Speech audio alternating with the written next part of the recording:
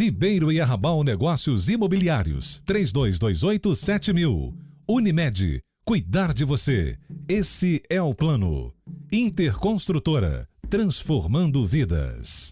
Agora somos o Nixon. Vencer com a gente. Olá, o Tá na Rede de hoje vai falar do povo negro e de sua descendência e como que essa descendência deixou a influência nas civilizações com as quais eles conviveram.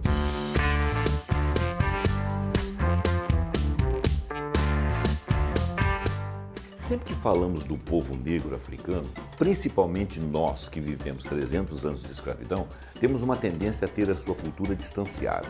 Nós não percebemos que o povo negro em várias partes do mundo foi a estrutura de muitas sociedades, principalmente a sociedade brasileira.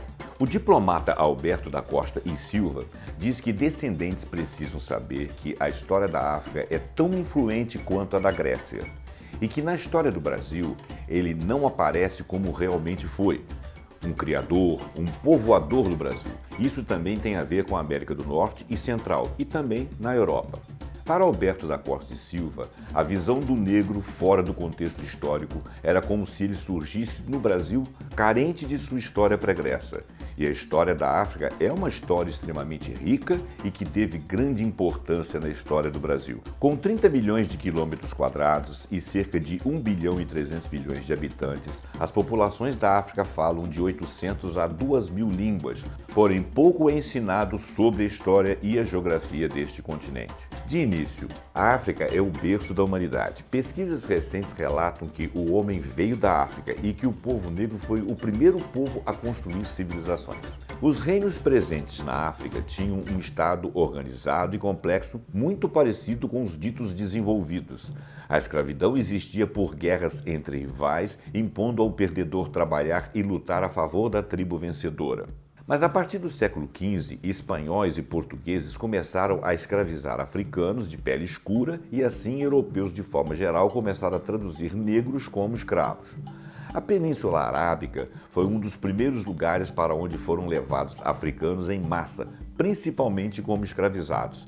Negros e negras, ao lado de turcos e eslavos, eram comercializados em mercados já existentes no mundo islâmico.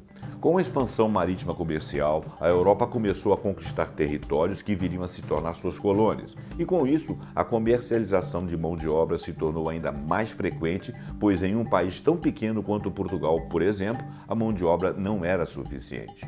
A partir de 1530, boa parte dos povos africanos foram transportados para as colônias como escravos.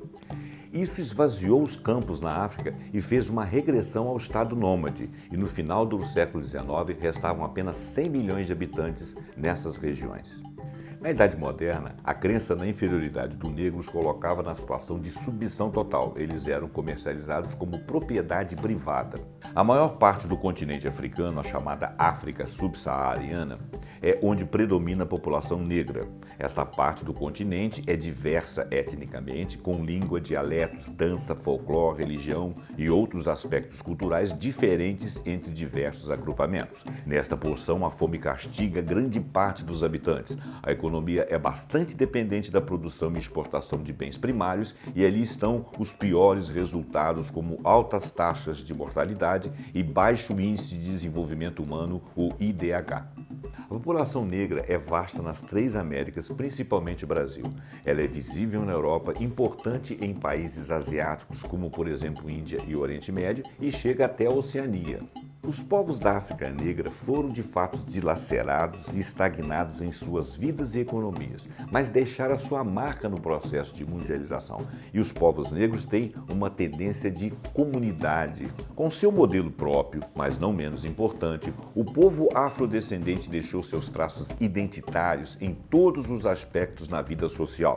No Brasil, vários gêneros e ritmos ramificam da raiz africana, como o maracatu, o baião, o choro, o samba. Na própria África, o afrobeat, kuduro. Nos Estados Unidos, blues, rock and roll, funk, jazz, rap, rhythm and blues, soul, hip hop. No Caribe, ska, reggae. Na linguagem também foram difundidas palavras derivadas das línguas africanas. No Brasil, alguns exemplos de expressões oriundas das línguas africanas são macumba, mandinga, canjica, caxambu, bangu, miçanga, camundongo, marimbondo e muitas outras. Foram incorporados aos hábitos alimentares dos brasileiros a partir da culinária africana o angu, o cuscuz, a pamonha, o azeite de dendê, leite de coco, temperos e pimentas cozidos em panelas de barro e com colheres de pau. As religiões dos brasileiros também foram influenciadas pelas religiões trazidas da África, por exemplo, Umbanda e Candomblé. Há também personalidades com representatividade nas artes, na literatura, nas ciências de maneira geral, na engenharia, na medicina e muitas outras funções.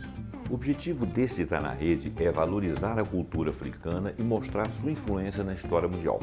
Por conta disso, eu fiz alguns artigos no blog do vaiali.com, onde você vai ver mais detalhes sobre essa história e essa valorização. O Tá na Rede fica por aqui. Se você gostou, você curte, você compartilha, comenta com os amigos, segue a gente no vaiali.com e no TMTV e até o próximo vídeo. Ribeiro e Arrabal Negócios Imobiliários, 3228-7000. Unimed, cuidar de você. Esse é o plano. Interconstrutora, transformando vidas. Agora somos o Nixon. Vencer com a gente.